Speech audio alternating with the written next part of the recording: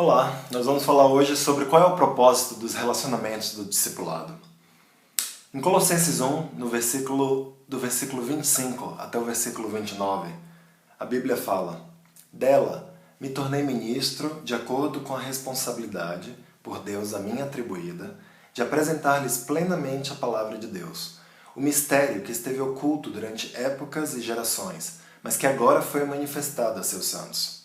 A ele quis Deus dar a conhecer entre os gentios a gloriosa riqueza deste mistério, que é Cristo em vocês, a esperança da glória. Nós o proclamamos, advertindo e ensinando a cada um com toda a sabedoria, para que apresentemos todo homem perfeito em Cristo.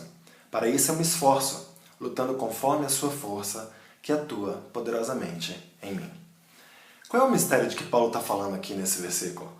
O fato de que Cristo habita em nós, de que o próprio Deus viveria dentre nós, seres humanos. Quando a gente se tornou discípulo, a gente recebeu a presença de Deus dentro de nós, na forma do Espírito Santo. Então, por um lado, a gente já tem Cristo dentro de nós, o Espírito de Cristo dentro de nós. Mas, por outro, ele ainda precisa ser formado em nós. Paulo continua dizendo aqui que ele lutava com todas as forças para apresentar cada homem perfeito em Cristo. A gente então já tem Cristo em nós, mas ele ainda precisa ser formado em nós. As duas coisas coexistem. Em Gálatas 4, no versículo 19, Paulo diz: "Meus filhos, novamente estou sofrendo dores de parto por sua causa, até que Cristo seja formado em vocês." Então, de novo, essa ideia de que Cristo ainda precisa ser formado, mesmo naqueles que já são discípulos de Jesus. Em 2 Coríntios 4, do versículo 16 ao 17. "Por isso, não desanimamos. Embora exteriormente estejamos a desgastar-nos, interiormente estamos sendo renovados dia após dia, pois os nossos sofrimentos leves e momentâneos estão produzindo para nós uma glória que pesa mais do que todos eles." Em 2 Coríntios 4, versículos 16 e 17, a Bíblia fala: "Por isso, não desanimamos. Embora exteriormente estejamos a desgastar-nos, interiormente estamos sendo renovados dia após dia, pois os nossos sofrimentos leves e momentâneos estão produzindo para nós uma glória eterna que pesa mais do que todos eles." Então aqui de novo Paulo traz essa ideia de que a gente está sendo renovado dia após dia, de que a gente está sendo transformado. De volta ao texto de Colossenses, Paulo afirma que seu propósito é apresentar cada discípulo de Jesus perfeito nele. Essa palavra, traduzida como perfeito, é o grego teleios. Traz a ideia de algo que é completo, de algo que é maduro, de algo que é perfeito. Nenhum de nós vai chegar lá, à perfeição. Nenhum de nós vai alcançar a completude. Por outro lado, o que Deus espera de nós é que, mesmo sabendo que a gente não vai alcançar a perfeição, a completude, que a gente continue lutando por ela, que a gente continue deixando o nosso coração suave e buscando essa perfeição, essa completude. Se a gente viver esse estilo de vida, buscando a perfeição, buscando a maturidade, então Deus vai nos considerar maduros. Não é interessante? Deus ele nos fez com um plano em sua mente. Ele quer nos tornar parecidos com Cristo. Esse é o plano de Deus para nós. O plano dele não foi só nos salvar. Ele quer nos ajudar a sermos mais parecidos com Jesus. E isso não vale só para pessoas que são líderes ou alguns poucos selecionados dentro da igreja. Deus tem um plano para cada filho, para cada filha dele na igreja. O propósito dos relacionamentos de discipulado, então, é esse. E isso é algo essencial para nós mantermos nossa mente. Nós temos relacionamentos uns com os outros para ajudar uns aos outros a sermos mais parecidos com Jesus Cristo.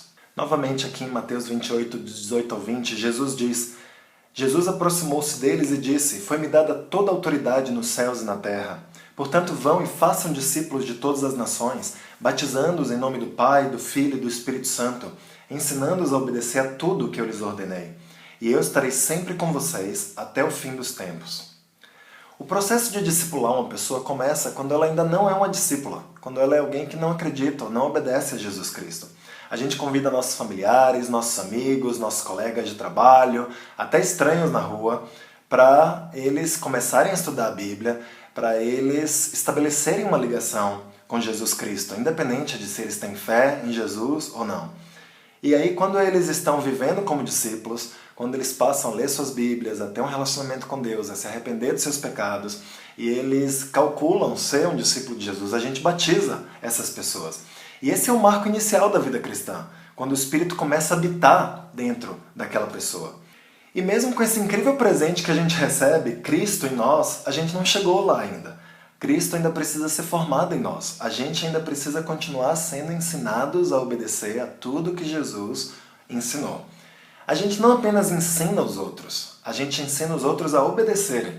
E existe uma diferença muito grande entre ensinar algo e ensinar a obedecer a algo. A gente pode ensinar alguém sobre Cristo, mas isso não significa que aquela pessoa vai obedecer aos ensinamentos de Cristo. Porque o ensino é uma informação mental. E ele tem poder sobre nossos pensamentos. Mas Jesus não quer apenas que nossa cabeça mude. Ele quer que nosso comportamento mude também. Por isso a gente precisa exibir comportamentos, a gente precisa demonstrar ações que mostram que a gente de fato internalizou o ensino em nossa vida. Alguns de nós que estamos ouvindo esse vídeo aqui, nós somos pais. E a gente sabe direitinho a diferença entre ensinar nossos filhos alguma coisa e ensinar eles a obedecerem alguma coisa. Qual que é a diferença, afinal de contas? Quando a gente ensina nossos filhos a obedecerem, a gente tem uma determinação em ajudá-los a fazerem aquilo que nós estamos ensinando. A gente está treinando nossos filhos naquilo que é certo. A gente não vai desistir dos nossos filhos até que eles exibam os comportamentos e as atitudes que são agradáveis a Deus. E a mesma coisa vale para os nossos relacionamentos de discipulado. Nosso papel não é apenas ensinar o que é certo. Nós precisamos ensinar uns aos outros a obedecer o que é certo. E é isso que os relacionamentos de discipulado podem fazer por nós. Eles podem ser uma ferramenta de Deus em nossas mãos, para a gente treinar uns aos outros, para a gente ajudar uns aos outros a efetivamente viver como Jesus viveu.